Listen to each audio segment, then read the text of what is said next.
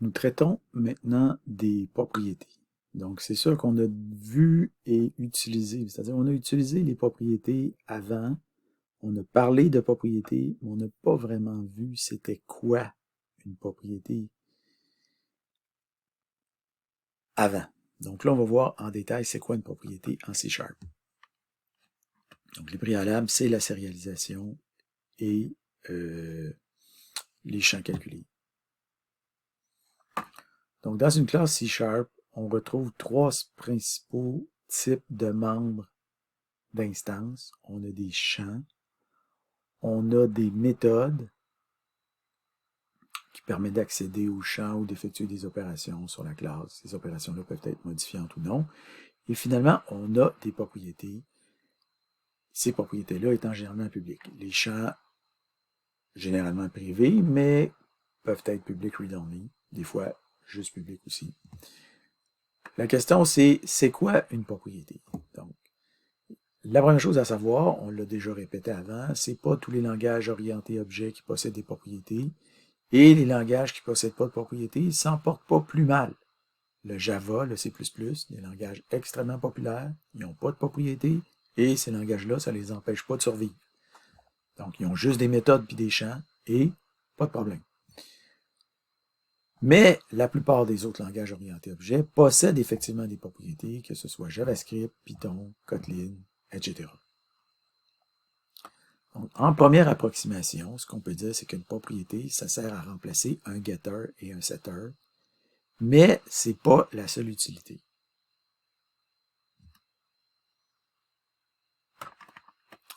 Donc, rappel. Donc, on se rappelle qu'on a vu c'est quoi un champ calculé. Donc, ici, on a un rectangle immutable read-only, et on a un constructeur, et on a un champ calculé pour l'aire.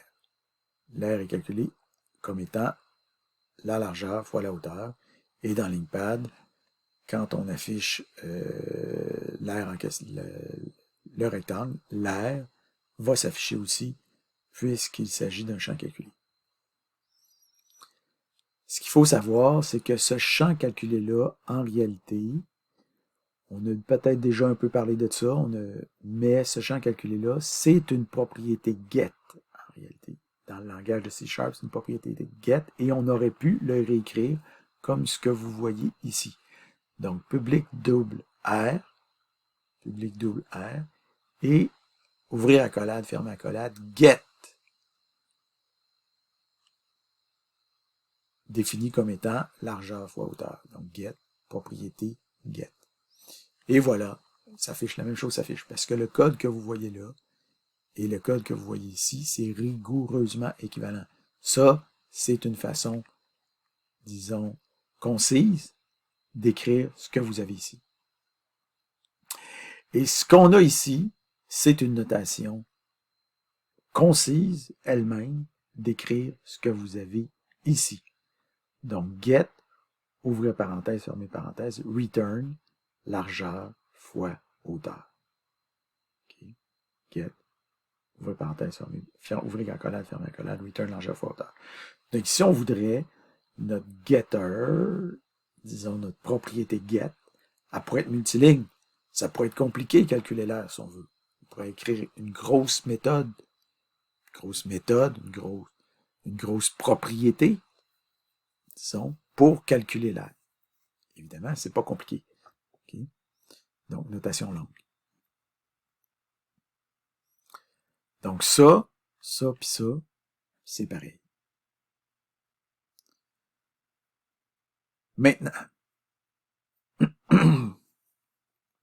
si on retourne à notre personne encapsulée. Donc, on a une personne qui possède un nom privé, un constructeur. Le constructeur, pour ce nom-là, invoque un setter. Le setter, ici, est invoqué et validant. Donc, on valide le nom, on vérifie qu'il n'est pas nul puis qu'il n'est pas vide, et on initialise notre champ, ici, et on a un getter méthode, cette fois-là. Donc, si on est en Java, ça serait parfait. Évidemment, on est en C#. Donc ça, en C#, c'est pas comme ça qu'on coderait ça. Donc, premièrement, notre getter en C# comme ça, il ne marcherait pas. C'est-à-dire, ça ne serait pas la bonne façon parce que premièrement, ça ne serait pas sérialisable. Donc, si on veut que ça soit sérialisable, il faut que notre getter devienne un getter propriété. Donc, une propriété get. Comme ça. Donc, là, ça devient sérialisable. Ici, on peut sérialiser. Pouf, ça marche.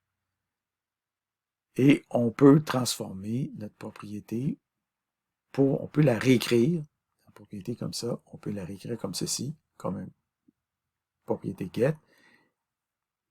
Voilà, on peut la réécrire comme ceci. Et on a ici notre setter. Mais on peut pousser plus loin. Donc là, maintenant, on va du côté, après aller du côté des propriétés get, on va aller du côté des propriétés set. Donc ici, on a notre setter.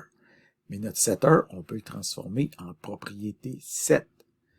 Donc, voici comment on fait ça. Donc, ici, c'est notre propriété. On a notre get et on a notre set. Donc, notre set, il devient ce qu'on voit ici.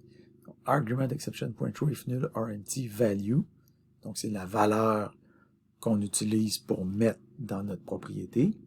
Et après ça, la valeur, on la valide, cette valeur-là. Et après ça, une fois qu'on l'a validée, on va s'en servir pour initialiser notre champ. Donc, la valeur va servir à initialiser notre champ nom. Donc, notre getter permet de récupérer notre champ nom, notre propriété get, et notre propriété set permet de modifier notre champ nom. Donc, ici, on valide la valeur qu'on reçoit, et après ça, on s'en sert pour initialiser notre champ nom. Donc, voici comment on va. Évidemment, le fait que notre propriété set ressemble au code de notre setter qu'on a ici, évidemment, c'est pas une coïncidence.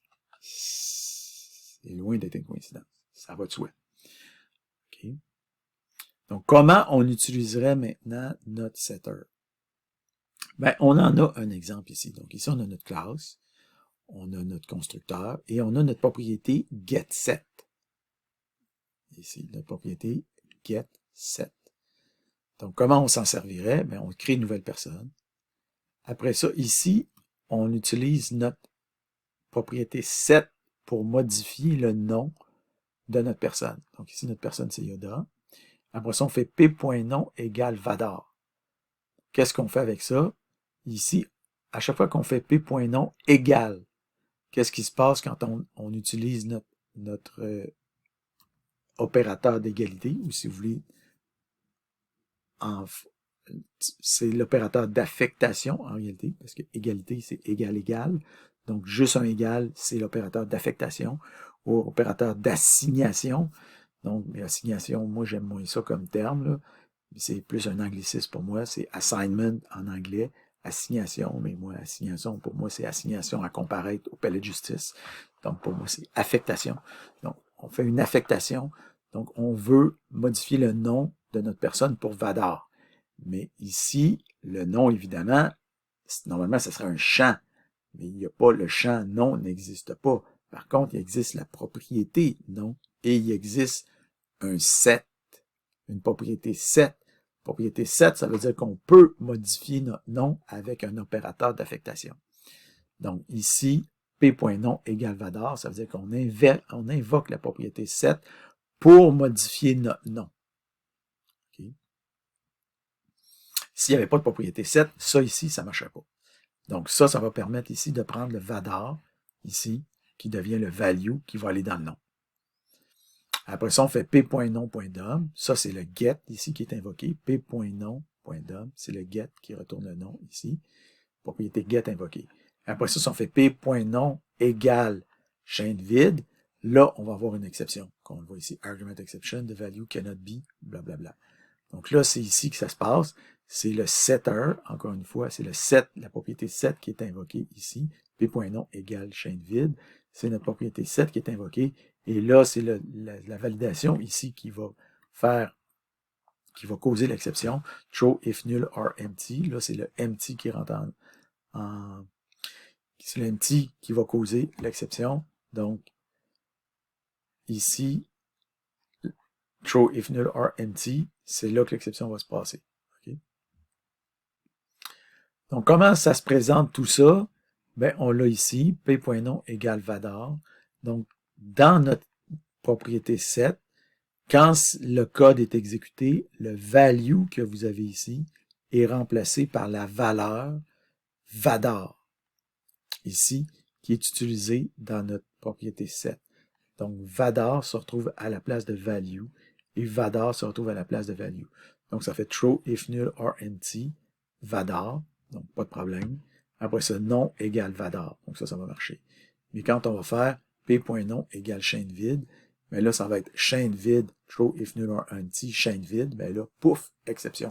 Et voilà, la validation était, le fait, notre propriété set va déclencher une exception.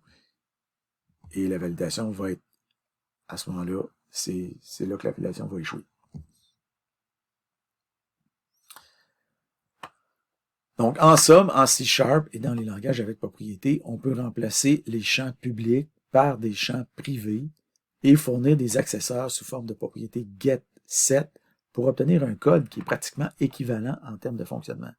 Donc, vous pouvez prendre votre champ public, vous le remplacez par un champ privé et vous fournissez une propriété qui possède deux composantes, une composante get et une composante set, de sorte qu'à chaque fois que vous allez accéder à votre champ, ça va être plutôt le get qui va être invoqué, et à chaque fois que vous allez modifier votre champ, c'est le set qui va être invoqué à la place. Donc ça va faire, c'est comme ça fait en sorte que votre code a l'impression de fonctionner comme si c'était des champs, mais en réalité, c'est des propriétés. Donc, ça fait en sorte que votre code a l'impression vous avez l'impression que c'est un code naturel que vous avez devant vous. Donc ça, il y a des gens qui aiment ça, que ça fonctionne comme ça. Moi, j'en fais partie. Mais il y a des gens, des puristes, qui n'aiment pas ça, parce qu'ils ont l'impression qu'il y a des fonctions qui sont appelées automatiquement sans qu'ils s'en rendent compte. Donc ça, c'est plutôt des gens, du C++, de l'ancienne école, qui ont cette mentalité-là. Donc, vous avez le droit d'être comme ça si vous voulez. Probablement que c'est pas votre cas, mais si vous voulez être comme ça, ben, il n'y a rien qui vous en empêche. Donc, si maintenant on veut ajouter notre touche finale, mais en fait, il faudrait invoquer notre setter dans notre constructeur. Et dans notre cas, ça veut dire qu'il faudrait plutôt invoquer notre propriété set dans notre constructeur. Donc, dans notre constructeur, qu'est-ce qu'on peut faire? On peut tout simplement faire this.nom égale non. Il ne faut pas directement initialiser notre champ non. Il faut plutôt invoquer notre propriété set parce qu'elle va valider ici. Elle va effectuer une validation. Donc, si on fait this.nom égale non, on va invoquer notre propriété set qui, elle, va effectuer une validation. Et puisque la validation se passe, puisque notre propriété set va effectuer la validation, il ne faut pas oublier, puisque c'est un champ string de type référence, il ne faut pas oublier de mettre le fameux member not null name of node, comme on l'avait vu précédemment. Ça nous permet de se débarrasser entièrement de notre setter. Donc, si maintenant on vérifie le bon fonctionnement, on voit qu'on peut créer une nouvelle personne Yoda sans problème. Ici, on crée une nouvelle personne avec une chaîne vide. On va avoir un argument exception de value cannot be an empty string. Sauf qu'on voit qu'il reste un petit problème résiduel, c'est qu'on nous dit que le parameter, c'est value, au lieu de dire que le parameter, c'est non. Donc là, on a un petit problème résiduel, et ce problème-là va être corrigé dans les exercices. Est-ce que ça pourrait être intéressant d'avoir une propriété qui serait plutôt du type private set au lieu de... Parce que ici, on dit public string non, on a un getter public. Est-ce que ça pourrait être intéressant d'avoir une propriété de type private set? Ben, oui. Si on veut pas que, par exemple, ici, on pourrait s'en servir comme d'un setter qui serait validant, mais qui serait de type privé. On avait déjà vu avant dans le cours, peut-être que ça pourrait être intéressant d'avoir des setters privés. Donc ici, on aurait une propriété set privée validante dont on pourrait servir dans notre classe, mais qui ne serait pas accessible à l'extérieur de la classe. Donc ça, c'est l'équivalent, mais avec une propriété set. Donc private ici. Bon, évidemment, c'est un cas marginal, mais c'est pour vous montrer qu'il n'y a rien qui vous empêche de mettre private en avant si vous voulez. Puis à ce moment-là, la propriété set, la partie set de la propriété devient privée, inaccessible à l'extérieur, mais la partie get, elle reste publique. Donc, en résumé, un champ calculé est en fait une propriété get. Une propriété get peut s'écrire dans un format compact, un format explicite ou un format étendu, potentiellement multiligne. Une propriété getSet permet de remplacer un couple méthode getter-setter. La propriété set est invoquée automatiquement au moment d'une affectation. Assignment en anglais. Ou assignation en mauvais français. Dans le code de la propriété, le mot-clé value désigne la valeur reçue par la propriété set. La propriété set peut valider sa valeur reçue et être invoquée par le constructeur, tout comme un setter méthode normale. Une propriété private set peut être définie au besoin. Théoriquement, une propriété exclusivement set serait possible, donc vous pourriez définir une propriété qui ne possède pas de partie get, si vous voulez, juste une partie set. Donc, vous pourriez juste utiliser dans une affectation, mais vous ne pourriez pas récupérer son contenu. Mais sincèrement, moi, j'ai eu beau réfléchir depuis qu'on m'a parlé de ça, que j'ai pensé à ça. J'ai beau y réfléchir depuis 25 ans. Je vois pas quand ce genre de situation-là se produit. Je trouve pas de cas pertinent à vous présenter, puis j'ai beau... non. Je veux dire, vous avez beau chercher sur Internet, il y a des gens qui vont vous fournir des exemples de ça, mais sincèrement, je vois pas vraiment d'exemple pertinent, réaliste là, de ce genre de situation-là. Il n'y en a pas vraiment. Donc, c'est extrêmement marginal. Donc, c'est théoriquement possible, mais en pratique, pas vraiment. Donc, des propriétés statiques, cependant, donc là, on a vu des propriétés d'instance, associées à l'instance d'une classe, mais on pourrait aussi définir des propriétés get ou des propriétés getSet qui seraient statiques. Donc, vous metteriez statique devant. Donc, c'est possible de faire ça. On ne les a pas couverts, mais ça serait tout à fait possible de faire ça. Donc, ils sont définis et fonctionnent alors comme des propriétés qui ne sont pas statiques. Évidemment, mais ils fonctionnent évidemment d'une manière statique. Donc, sont plutôt apparentés aux méthodes statiques et ils auraient accès uniquement aux champs statiques de votre classe. Et on n'a pas non plus couvert les autopropriétés. Et ces autopropriétés-là vont faire l'objet d'un document à part entière. Par exemple, ici, classe, public static string, non, getSet. Ça, c'est une autopropriété. Donc ça, les autopropriétés, on va voir ça dans un autre document. Alors, voilà.